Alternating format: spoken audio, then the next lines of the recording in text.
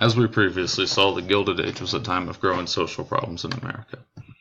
There was an increase in urbanization, which was brought on by an increase in industrialization, which during the time business was unregulated, which led to issues such as child labor, crowded factories, and low wages.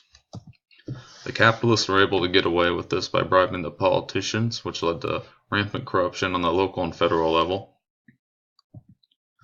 Old problems such as Jim Crow began to flourish during the era, and movements such as the suffrage movement began to pick up steam during the era, but were still a long way off from achieving their ultimate goal. By the end of the era, literary critics such as Mark Twain were openly criticizing the hypocrisy of the era. In rural communities, they were expressing their frustration with the growth of the Populist Party and the nomination of William Jennings Bryan for presidency. And in urban areas, muckrakers such as Upton Sinclair began to draw public attention to the social and political problems.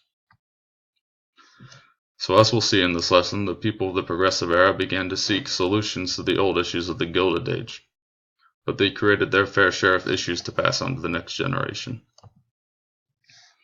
So, the labor movement was able to achieve some of their long-standing goals with the growth of business regulation.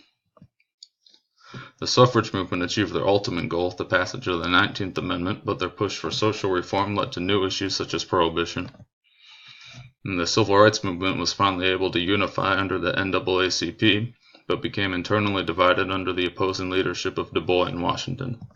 The era culminates with the outbreak of World War I, which, as we'll see, has a variety of impacts on the different social movements of the Progressive Era.